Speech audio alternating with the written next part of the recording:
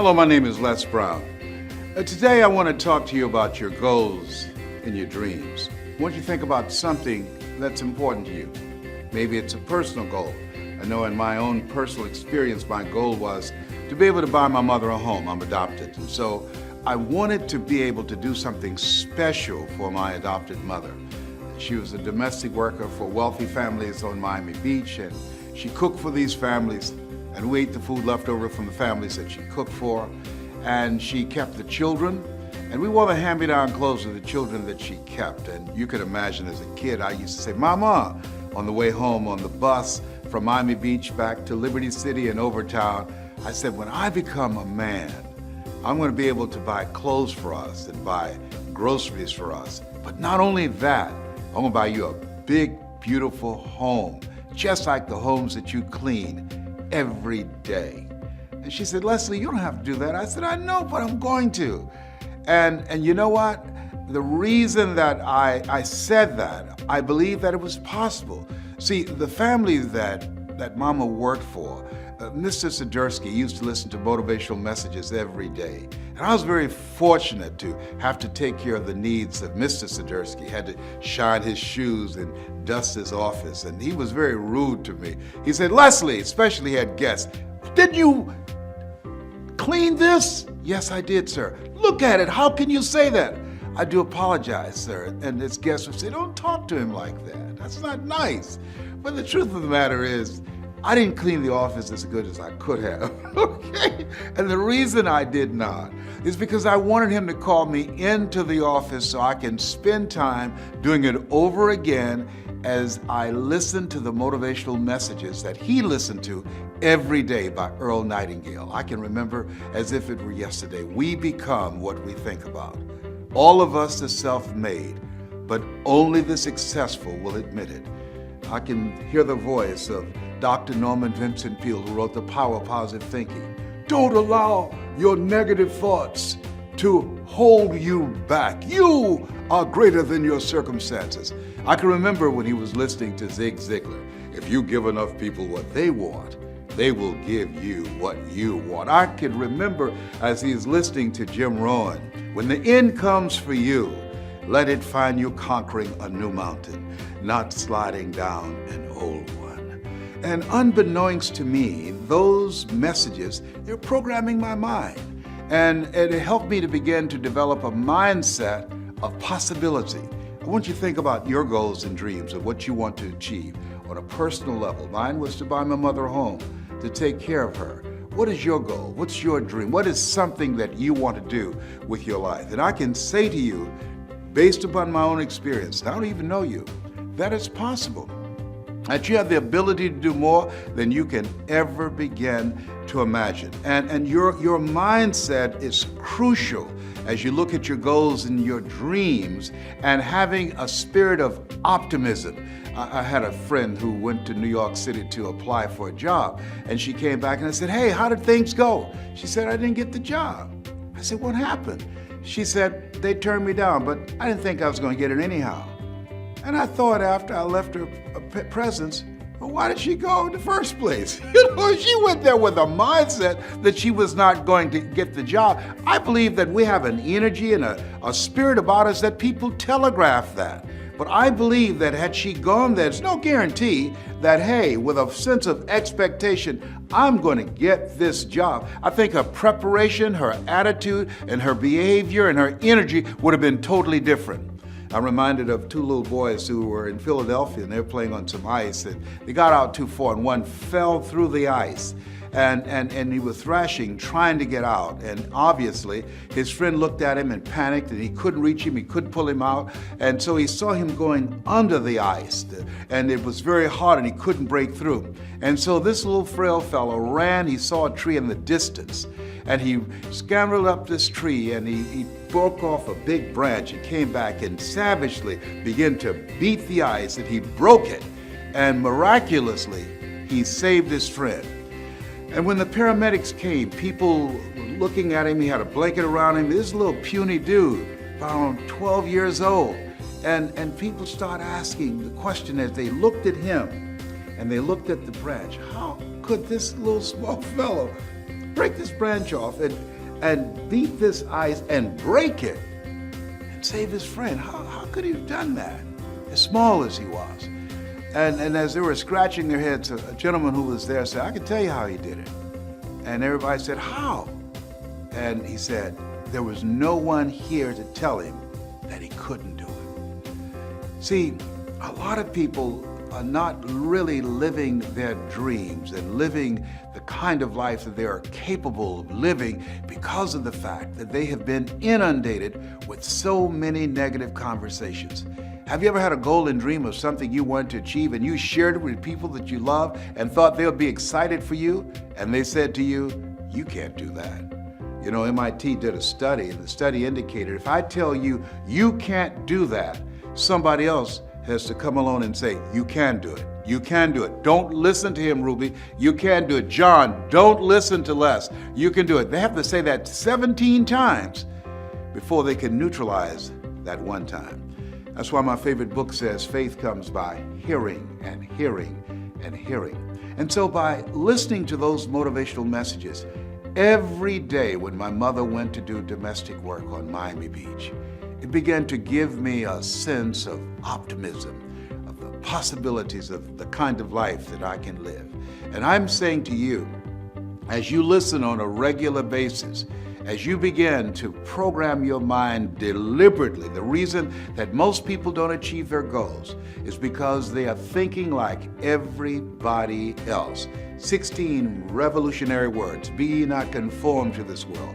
Be ye transformed by the renewing of your mind. That's an ongoing process. What are your goals? What are your dreams? Earl Nightingale was right. You don't get in life what you want. You get in life what you are. And so you want to take the time every day to listen to things that can help to program your mind positively, because at the end of the day, if you don't program your mind, it's going to be programmed. Trust me, it's going to be bombarded with all kind of head trash, commercials. I was at a service station pumping gas and a commercial came up. I mean, you get on the elevator and commercials are there. You look at billboards, their messages is coming in, over 5,000, 10,000 messages on a regular basis. And so as you look at your goals and dreams, it's very important that you are intentional about controlling what goes on in your mind, because everything gets in through the eyes and through the ears. So, what do you want? What do you want for yourself? What I'm doing right now, I didn't do it for 14 years. You know why? Because I was suffering from possibility blindness.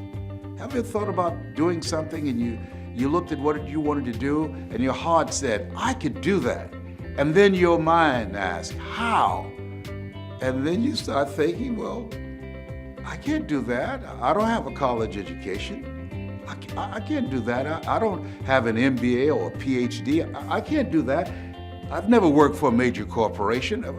Why would corporations reach over people with PhDs and MBAs and years of experience and pay me to come in to do something I've never done? I thought about doing this for years, and I talked myself out of it. There's an African proverb that says, if there's no enemy within, the enemy outside can do us no harm. Shakespeare says, therefore, dear Brutus, it's not in our stars, but in ourselves that we are underlings. And so as you look at yourself and look at your goals and look at your dreams, I'm saying to you that it's possible. Because if anybody at any point in time had a goal, had a dream of what they wanted to achieve, and they made it happen, then it's possible that you can do it too. But you've got to be intentional about programming your mind. So here's some things that's very important. I want you to hold in mind what it is you want to do in your personal life. What is it that you'd like to do? Maybe you want to do something for someone you care about. That was the goal and dream that I had. And I purchased 4 different homes for my mother. And I want you to think about your financial goal. You know, people say money won't make you happy, but everybody want to find out for themselves. I have a friend named Rita Davenport, and Rita said, money can't make you happy, but it's right up there with oxygen. And I agree agree with that 100%. So as you look at your goals and dreams, I want you to think about your financial freedom number. What does that look like? That once you achieve that, it will alleviate a lot of stress. Once you achieve that, you have more time for yourself and for your family. You can go on that dream vacation you've been thinking about, or buy that dream car or home that you desire. Once you earn that amount of money, it would be like becoming debt-free. I want you to think about your financial freedom number. And then once you come up with that number, and I want you to write it down, as you come up with that number, I want you to multiply it 100 times. Yes, 100 times. Read my lips, 100 times. Why? Because I found that most people fail in life, not because they aim too high and miss. No, most people fail in life because they do what I did for a major part of my life. Aim too low and hit. And most people don't aim at all. That's why there's a saying that if you don't know where you're going to end up someplace else. And so you are serious about your goals and dreams. I can say to you that you've got to affirm yourself, you've got to tell yourself, you've got to encourage yourself that it's possible, that you've got to talk to yourself on a regular basis. I'd never forget, I had to speak in the Georgia Dome for a friend of mine, Dexter Yeager. And Dexter Yeager is a multi-millionaire. He makes over $1 million every 17 hours in this organization that I spoke for. And he invited me to be his guest speaker, the headliner, before 80,000 people in the Georgia Dome. I panic. And the first thing happens when I become afraid, I have to go to the bathroom. So I went to this bathroom and they came knocking on the door. Les, the band is stalling. You need to come out. And I said, okay. And I was talking to myself saying, I can do this, I can do this. My mind went blank because I became overwhelmed when I peeped out front and saw 80,000 people in this stadium. It was the largest gathering I'd ever seen like this. I've seen it for sporting events, but for a speaking event, I'd never been in that kind of environment before. The most people I've ever spoken for up to that time was maybe about 500 or maybe 1,000, but 85,000. I went to the bathroom 7 times because 7 is my favorite number. You know, I'm one of 7 kids. My social security number is 267. My phone number is 702. Did I tell you my favorite number is 7? God made the world in 7 days. Naaman dipped himself in the river Jordan 7 times. Joshua marched around the walls of Jericho 7 times. Did I tell you I went to the bathroom 7 times because 7 is my favorite number? Well, finally, they got Mike Williams, my mentor, and he came and he knocked on the door of this portable restroom. He said, Brownie. And I said, yes. He said, come out.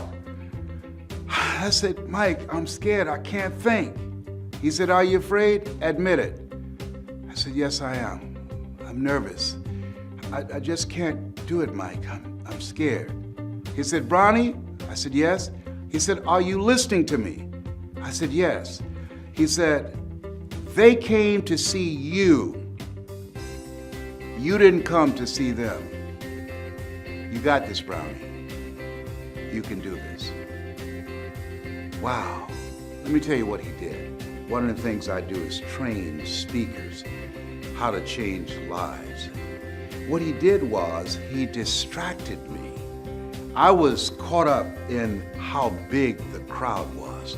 I was caught up with saying, what can I say to them? I was breathing hard. I was feeling overwhelmed being in that setting. And when he spoke, I knew that he believed in me. When he spoke, it's like he saw me on stage speaking and he convinced me that I could do it. See, sometimes it's very important for you to hear this. Sometimes you have to believe in somebody's belief in you until your belief kicks in. And so when I looked at myself and I looked at where I was, what I said to myself, Mike believes in me. He believes that I can do this.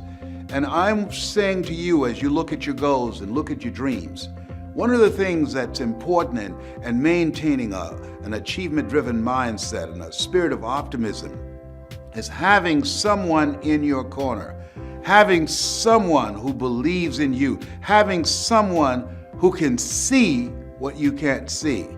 See, sometimes you can't see the picture when you're in the frame. That's why it's very important for us to have coaches, people who can encourage us, who can inspire us. You know, Muhammad Ali said, "I'm the greatest," but he never won a championship without Angelo Dundee in his corner. People say that Michael Jordan, one of the greatest basketball players of all times, but he never won a championship without Phil Jackson as his coach. And so, as you work on yourself and work on your dreams, I'm suggesting that you get someone in your life that you can partner with, someone that can see what you can't see, someone that when you feel you can't make it, someone when you feel I can't do this, and they can give you a word of encouragement and will make all the difference in the world. And I finally came out. I came out, and as we were walking toward the stage, I stopped, and I said, "Will y'all pray for me?" And they did, and I grabbed Dexter's hand and put it on my head. I don't know why I did that. Okay. And I finally went up, and I did it. And the speech was called, "It's Not Over Until I Win." And what I really meant about that, it's not over until you win over that inner conversation that you have with yourself. See, there's some things that you can do that you don't know right now. And just because you can't see it doesn't mean that it's not available to you. My favorite book says, "Eye has not seen, ear has not heard, nor has entered the heart of mankind what God has in store for you." There's some things that you can do that the heart can feel it, can experience it, but the mind can't get itself wrapped around it. And that's why I'm saying, what are your goals? What are your personal goals? What are your financial goals? And what's your social contribution? I believe we live in the greatest country in the world that gives us an opportunity to leave a legacy. Hart's man said, "We should be ashamed to die until we've made some major contribution to humankind." One of the goals I have as a 17-year cancer conqueror is to let people know you are more powerful than cancer. One of the goals I have is to reduce the number of women who die from breast cancer. My mother was a 22-year breast cancer conqueror. One of the goals I have is to teach people, everyday average people outside of the church and outside of politics, both of which I believe polarize and divide people, but ordinary people who want to live an extraordinary life, how to use their story, how to use their voice to make a difference, or use their knowledge to create a financial empire for themselves. What's your goal? What's your dream? What will your legacy be? At the end of the day, when you leave here, what are 3 things that you want said about you when you check out? Because we're going to all go. Nobody's figured out how to get out of life alive. A lot of people go through life not attempting to do anything big or major with their lives because they are trying to play it safe. Hello, listen to me. Hello, there's no safe position in life. Hello, there's no safe position. You can't get out of here alive. You're going to die anyhow.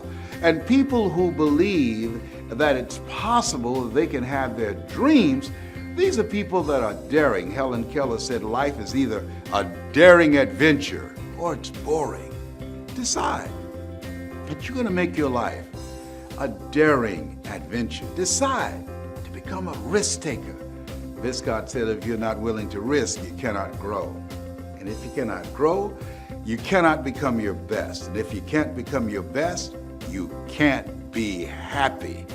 And if you can't be happy, then what else is there? Listen, I don't know you, but here's what I know about you based upon my own experience. You have something special. You have greatness within you. I don't care if you are going through some tough times right now. You are greater than your circumstances. What you are growing through, not going through, what you are growing through will help you to become a better person. There are periods in life when you have to realize that you have to come to a place within yourself where you say, I'm not going out like this. I'm not going out like this. You've got to get to a place where you say, I've had it. I was working on a job and they didn't like me and I didn't like them.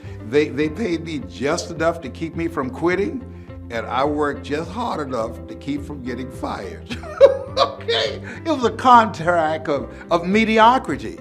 And I got to the point, and this is when people change their lives. I got to a point where I said, hey, I've had it. I'm out of here. Where are you going? I don't know, but I'm out of here. You're about to make me lose my mind. Up in here, up in here. You're about to make me act a fool. Up in here, up in here. Come on. I can say to you, as you look at yourself, look at your goals, look at your dreams, what do you want to do with your life? It's possible. If anybody at any point in time in history had a goal, had a dream, and made it happen, then it's possible that you can have your goal. It's possible that you can have your dream. And as you look at yourself, work on yourself every day. Well, Les, what about those negative thoughts? You can't kill them. They're like little weeds. They keep on coming back. You can't kill weeds. They grow through the cracks of sidewalks. And so you can overpower those negative voices by listening to motivational programs, by tuning in on a regular basis to hear my voice, by reading 10 to 15 pages of something positive every day, by going to seminars and workshops and mesmerizing yourself with material that can help you to begin to get a different vision of yourself, to change your whole approach of how you see life. And it will help you to get to that next level. It'll help you to get unstuck. And how does that happen, Les? It's a process. I wish I could just tell you, all you have to do is just think positive and be enthusiastic and everything is going to work out all right. No. You can have a positive mental attitude and life will put some knots on your head. You know, Forrest Gump said, life is like a box of chocolates. You never know what you're going to get. When you have goals and dreams, think it not strange that you'll face the fiery furnaces of this world. You will, not you might, you will have tribulations. But in the midst of it all, you've got to believe it's possible. It's possible. A friend of mine, he was facing a life-threatening disease, Dennis, and he felt it was possible, even though his body was racked with pain, even though he was diagnosed with cancer at 18, even though the doctors called his family in and said he's not going to make it. He held on because he believed it was possible, that he was not just a statistic. It was possible that if he had the faith, if he had the drive, if he had the determination, he could come through this. He said to himself, this too shall pass. And so, it's possible. You can live your dreams, and you have to work at that. It's a moment-to-moment effort that you have to work to train your mind to serve you. You know, the Temptations had a song years ago, Just by Imagination, running away with me. In the absence of information, our imagination will run away with us, tell us that we can't do things. We begin to panic and we make decisions based upon our fears as opposed to our faith. You know, Zig Ziglar said that fear is false evidence appearing real. Faith is finding answers in the heart. Where your heart is, there your treasure is also. What do you love? What turns you on? What do you really want in your life, for your life? How do you want to show up in the world? How do you want to use this gift called life? It's been said that life is God's gift to us, and how we live our lives is our gift to God. Whatever your goals are, your personal goal, your financial goal, or this social contribution, your legacy, your mark, I want you to think about it.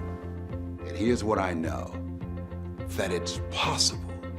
Here's what I know, that if you think about it, what you think about, you bring about. If you're willing to put in the work, It's possible if you continue to encourage yourself, continue to fall forward. I've got a saying, when life knocks you down, try and land on your back, because if you can look up, you can get up.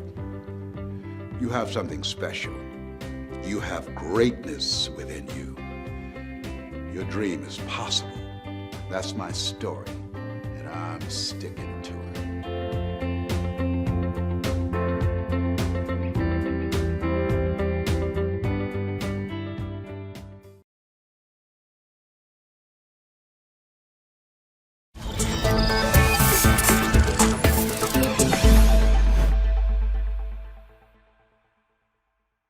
Hello, how are you? It's great to be back with you once again.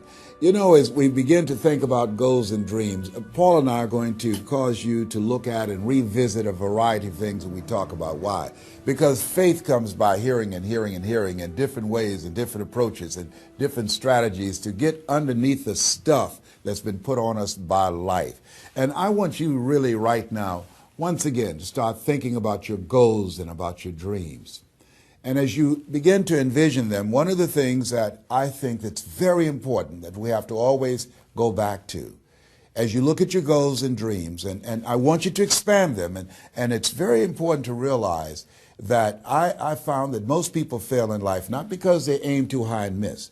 Most people fail in life because they did just like I did for so many years. They aimed too low and hit. They didn't believe in themselves. So I want you right now, as we begin to think about the lessons and all the things that you've experienced and all of the comments and stories and strategies and lessons that you've had, I think it's time to revisit and look at your goals and dreams, and let's raise the bar. I remember as a kid, we would be in the backyard and we would play jump, and somebody would get on one side of the stick, my sister and then my brother, we would run and we'd jump over it. And then they say, raise it up a little bit higher. We have to back up and we would run and we'd jump over it again. And then we say, raise it up a little higher. And the higher it got, we had to begin to change our approach and how we're going to get over the bar. And that's the same thing in life. And so right now, I want you to think about your goals and dreams as you begin to raise them a little higher. And I want you to say with me, it's possible. It's possible. You know, the easiest thing that I do is speak and train people how to speak. Go into prisons and juvenile detention centers and to high schools and colleges. Speak before thousands of people. I can do that in my sleep. Let me share with you the most difficult thing I've ever done in my life. And it took me years to do. And that was to believe that it was possible. To believe that I can do it. Given my circumstances, born in an abandoned building on a floor, being adopted, being labeled educable mentally retarded, failing twice in school, no college training, never worked for a major corporation. To believe that I had something of value to say, that somebody would want to listen to me, to believe that somebody would pay me to talk to them. Have you ever thought about something you wanted to do and you talk yourself out of it? I remember going to see Zig Ziglar, who I consider the #1 motivational speaker on the planet, and Dr. Norman Vincent Peale when he was alive, and Robert Schuller. I used to see them and I would be so pumped up and inspired after hearing Jim Rohn, who recently passed, one of the great motivational speakers of all time, and Charlie Tremendous Jones. And I would go to my car pumped up, saying, yes, yes, yes, I can.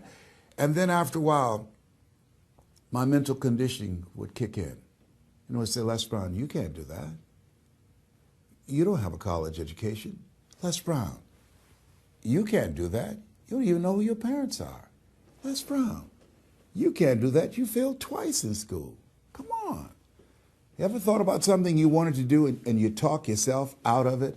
There's a proverb that says, if there's no enemy within, the enemy outside can do us no harm. That's why it's important that you make it a point every day to listen to Paul, to listen to me, to review these lessons, to get them deep, not only in the conscious mind, but the subconscious mind, and get them in your spirit. Well, how often should I do it? Do it until you are producing the results. That's how often you should do it. And you never stop, because once you stop, that's when those negative thoughts will come back. Once you stop, that's when you will begin to doubt yourself. Once you stop, I'm telling you what I know. Yes, every day it's a selling job on you. It's possible. I can do this. I can make this happen. No matter how bad it is or how bad it gets, I'm going to make it. It's possible. Yes, your dream is possible. Say that to yourself every day. Feed your mind with words that you write and words that you hear and words that you speak to yourself. Feed your faith and your doubts will starve to death. Say to yourself, it's possible. It's possible. It's possible. Even when you have no evidence to point to, say to yourself, it's possible. There's nothing as powerful as a made-up mind. It's a struggle sometimes to do that, especially when you have people around you telling you that it's not possible, that you can't do it. And they're constantly pointing out your failures of the past, constantly reminding you of all of the things that you don't have going for you. I'm reminded of a story of two little boys that were playing on some ice during the winter. And as they got further out on this ice, one fell through the thin ice. And so the little fellow that was still on top of the ice, he was trying to save his little buddy. And he couldn't reach him. He was trying to pull him. He could see him through the thin ice as he got further away from him, struggling. And he couldn't reach him, and he's trying to break the ice, and he couldn't do it. And he looked around, and he saw a tree in the distance, and he ran, and he got up on the tree, and he pulled and broke down an enormous-sized branch and came back and savagely began to beat that ice and broke it. And miraculously, he saved his friend. And when the paramedics came, and they were able to revive this little boy, they were scratching their heads. They're trying to figure this out. Said, how could this little pruny fellow go up in a tree and break off a branch this size and then come back and beat and break the ice and save his friend? They thought it was just miraculous. It was baffling. And an old guy who was there said, I can tell you how he did it. And they said, how? How did he do it? And he said, there was no one here to tell him that he couldn't do it. Whoa. What could you do? What could I do? What could all of us do if we did not have the naysayers in our lives? That we believe naively, like that little boy, that it was possible. What would you do if failure was not on the table? Do you realize that 87% of people allow the fear of failure to outweigh their desire to succeed because they've been convinced by the evidence, by being practical, by being logical, by being realistic. I did that. Leslie, yes? You're going to speak for corporations? Yes. Leslie, do they have a college education? Yes. Do you? Wesley, you know that I don't have a college education. Leslie, are these people experienced? Yes. Are there people with PhDs and MBAs that they could choose rather than choose you? Yes. So you don't have a college education. You have no experience. You're talking about becoming a speaker, and they're going to reach over people with PhDs and MBAs and years of experience and choose you. Are you being realistic? Come on, Leslie. Come on, Leslie. You can't do this. My brother, he's a wonderful person. And he constantly reminded me that I couldn't do what I'm doing now. But that really wasn't the bad part. The real bad part was I convinced myself that I couldn't do it. Not only because of those things that he pointed out, being practical and realistic, but also that within myself, I didn't believe what Mike Williams, my mentor, said was possible for me. Have you ever had somebody who believed and saw something for you that you didn't see for yourself? And here's how I escaped that. I discovered that sometimes you have to believe in somebody's belief in you until your belief kicks in. So here's what I am believing for you. The goals that you right now have, the things that you have envisioned for yourself. This is a reflection, what you've done thus far and what you are engaged in doing is what's possible for you right now. But there's even more. You don't even know what's in the future. Eye has not seen, ear has not heard. If you believe in yourself, if you constantly remind yourself after every defeat, after every setback, every time you get knocked down, I've got a saying, if life knocks you down, try and land on your back, because if you can look up, you can get up. See, a lot of people, because of failure, they stop believing. Let me share something with you. You will fail your way to success. Yes. 8 out of 10 millionaires have been financially bankrupt. You will fail your way to success. It doesn't matter how many times you fail. It doesn't matter how many times people tell you that you can't do it. It doesn't matter if you don't have a dime in the bank. You will fail your way to success. What's very important is you're believing in yourself. You're constantly saying, somehow, some way, I'm going to make it. I remember a lady out of Detroit, Michigan. They call her Martha Jean the Queen. And she had a motivational message she gave all the time on the radio. And the question she would ask was, do you really want to win? Do you really want to win? And she said, if you really want to win in life, you've got to believe in yourself when no one else does. You've got to believe in yourself. See, it's easy to believe in yourself and to have faith if you have a good bill of health, if your relationship is working out fine, if you have money in the bank, if you have a secure job, if your mortgage note is paid current, if the children are acting like they have good sense. It's easy. If you go to a doctor, they say, oh, you're doing real good, I'll see you next year. It's easy to have faith then. Let me tell you when it's really tough to have faith. When you lose your job, when you lose your retirement, when you go to the doctor and they look at you and say, you have cancer. Cancer is the most feared word in 7 different languages. That's when it's tough to have faith then. And that's when you need to call on your faith then.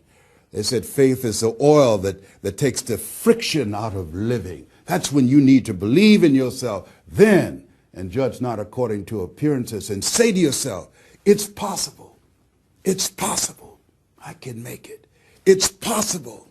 I'm going to get through this. It's possible. I'm not going to allow this to get the best of me. Yeah. I don't know what you're up against. I don't know what you are facing, but here's what I do know. You've got something special. You've got greatness in you. And I know it's possible that you can live your dream.